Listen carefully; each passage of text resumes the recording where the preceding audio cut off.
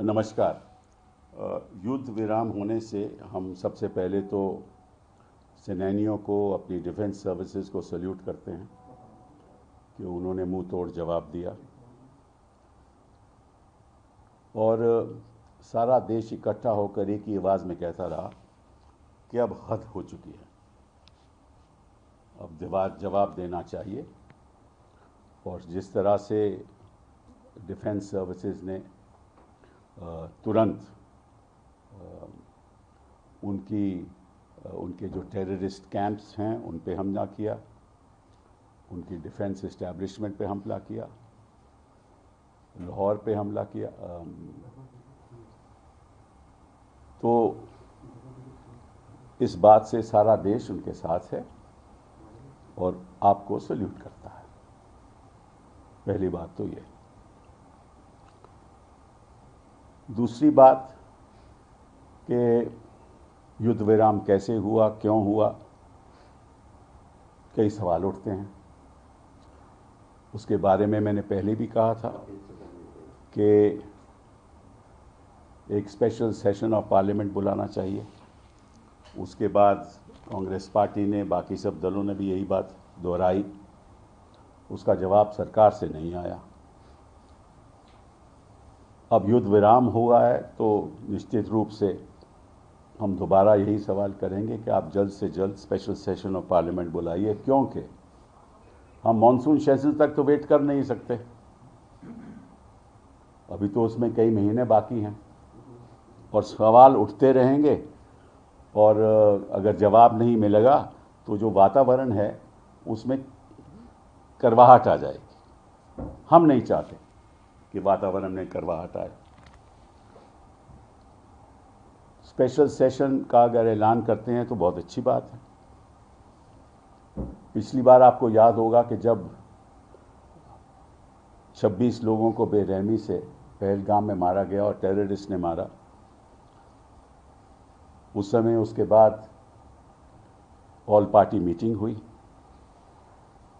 और मैंने पहले भी कहा था कि मुझे तो अच्छा नहीं लगा कि इतना बड़ा हादसा हुआ हो, इतना बड़ा आक्रमण हुआ हो, जहां 26 लोगों की मृत्यु टेररिस्ट के हाथ हो गई हो और मंत्री जी उस बैठक में शामिल नहीं थे। उनको शायद ये लगता था कि बिहार की इलेक्शन ज़्यादा महत्वपूर्ण है। फिर वो बॉलीवुड भी गए, केरला भी गए।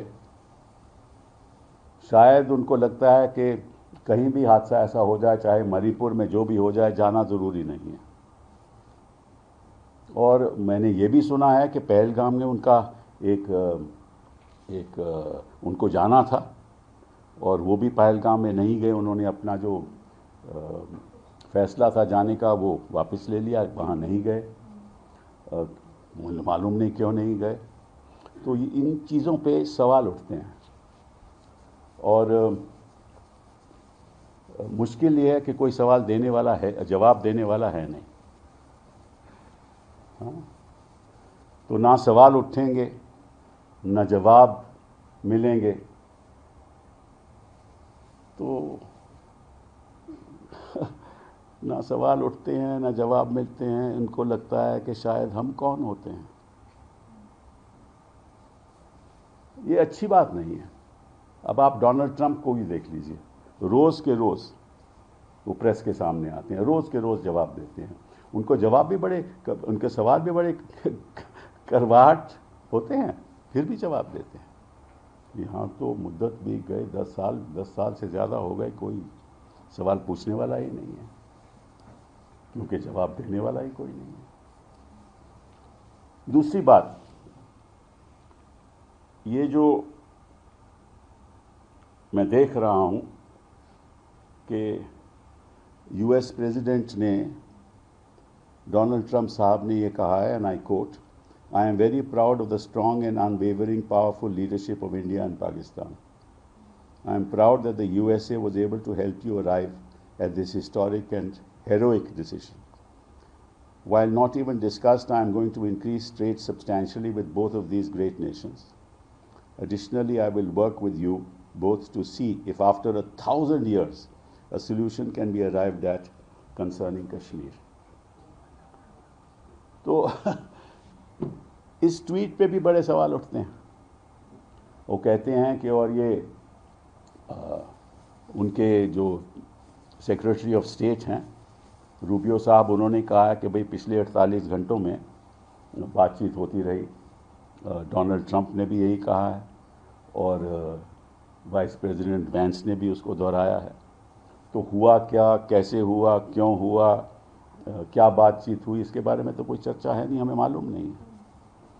ये भी कहते हैं कि थर्ड पार्टी में एक न्यूट्रल जगह पे एनएसएज मिलेंगे, उनका एनएसए और हमारे एनएसए साहब वहाँ मिलेंगे, दोवल साहब। और उधर जो वैंग यी हैं, जो चाइना के फॉरेन मिनिस्टर हैं, उन्होंने भी बात की हिंदुस्तान से कि यहाँ मतलब कि जो, क्योंकि सिचुएशन है नहीं है ना कि दोनों ही एक न्यूक्लियर देश हैं, तो कोई अंतर्राष्ट्रीय स्तर पर नहीं चाहता कि कोई युद्ध ऐसा हो। मुझे याद है इनफैक्ट 2022 में जब प्रधानमंत्री जी पुतिन साहब को मिले, उन्होंने कहा कि इस युद्ध के दौर में कोई जंग नहीं हो सकता। तो ये तो प्रधानमंत्री भी जानते थे कि युद्ध में दौर में कोई जंग नहीं हो सकता। तो फिर उस पर भी सवाल उठेंगे। तो हम आज कोई आलोचना नहीं करेंगे क्योंकि ये वक्त आलोचना का नहीं है। हम इतना ही कहेंगे कि आप स्पेशल सेशन बुलाइए, हम इतना ही कहेंगे कि स्पेशल एक ऑल पार्टी मीटिंग बुलाइए। और मैं राजनीतिक दलों से मैं सलाह तो दे नहीं सकता, बट इतना कहना चाहता हूं कि जब तक सरकार ये आश्वासन नहीं दे कि प्रधानमंत्री जी उस ऑल पार्टी मीटिंग में शामिल नहीं होंगे, तब तक आपको उस मीटिंग में हिस्सा नहीं लेना चाहिए। क्योंकि वो प्रधानमंत्री जी हैं, इतना बड़ा जुल्म हुआ है, हमारे मासूम लोग मारे गए, और प्रधानमंत्री जी उस बैठक में पहले नहीं बैठे और अब भी नहीं बैठेंगे, तो लगता है कि उनको जवाब देने की कोई ज़रूरत ही नहीं है। मैं आश्वासन इतने कॉन्फिडेंस से कह सकता हूं कि अगर डॉक्टर मनमोहन सिंह जी इस समय प्रधानमंत्री होते तो वो हर जगह में, हर ऑल पार्टी मीटिंग में भी होते, स्पेशल सेशन भी बुलाया जाता, सबके साथ बातचीत होती। तो इन्हीं शब्दों के साथ मैं आपका धन्यवाद करना चाहता हूं और दोबारा अपनी डिफेंस सर्विसेज को सैल्यूट करना चाहता हूं। Sir, the first announcement of ceasefire was first done by the Washington DC and then subsequently by the Indian government and the Pakistan government. How do you see this, sir? No, I have said that several questions arise in this. As I said, I don't want to, at this point in time, we are in a ceasefire situation, and I welcome the ceasefire. Because ultimately, you know what happens. In any war, who is killed? Not the big and the powerful people, not the rich and the mighty, but the ordinary citizens, the soldier, the civilians, who have nothing to do with this. They are killed across on both sides. So war is never a solution to anything. Is never a solution to anything. But at this point in time, I don't want to comment on that for the simple reason that if I start commenting on it, people will say that, look, I'm playing politics. I'm not playing politics. I just want answers to be given. And the person who must give those answers is the Prime Minister of India.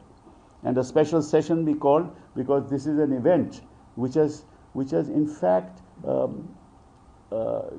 resulted in an emotive response throughout the country to stand with the government and to back the government in every action that they take. So if we stand by them, they must also respond by saying that, yes, we will let you know this is what happened. So I want those answers to be given. Sir, Chidambaram साहब ने अभी प्रशंसा की है PM की और कहा है कि उरी पुलवामा और इस तरह के जो अटैक हुए उसके बड़ी सावधानी से वो सुलझा हुआ इन्होंने एक्शन लिया है। कौन से? मैंने तो उनका आज लेख पढ़ा है, उसमें तो ऐसी कोई बात नहीं।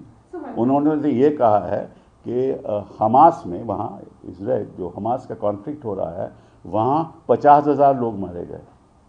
और उन्होंने ये भी कहा है कि यहाँ जो रशिया का कॉन्फ्लिक्ट हो रहा है, वहाँ 13,000 लोग मारे गए और उन्होंने कहा कि war is not a solution, ये भी उन्होंने अपने उसमें कहा है। लेकिन एज आई सेड कि सभी, चाहे वो चिदम्बरम साहब हो, चाहे मैं हूँ, सभी राजनीतिक दल हैं, हम सरकार के साथ हैं और जवाब देना चाहिए और जवाब दिया गया। इसीलिए तो मैं सैल्यूट कर रहा हूँ डिफेंस सर्विसेज को। बात डिफेंस जवाब की नहीं है, बात की राजनीति में क्या हुआ, इन लोगों ने ट्वीट क्यों किया, कैसे किया, कब किया, किस लिए किया, क्या सही है, क्या गलत है, क्या न्यूट्रल पार्टी पे मिलेंगे, नहीं मिलेंगे, इन चीज़ों का हम जवाब चाहते हैं, इसलिए हम टिप्पणी नहीं कोई कर रहे। So one question, the government yesterday said that any future act of terrorism will be treated as an act of war. In the present, we are talking about the future, but the large consensus in the public is that the terrorists in the Pahalgam attack is still at large. They have neither been identified or captured by the government. Well, I don't know. I mean, we don't know those facts. Therefore, those questions will have to be answered. Now, I don't want to criticize the government at this point in time because I don't know the facts myself. Unless I know the facts, how do I criticize them? And I don't want to criticize them. I'm on the government side because this terror attack must be met with the strongest possible response, which the defense services have given, and used very high quality responses through loitering mechanisms and other things, and through scalp and other sort of technologies that they have.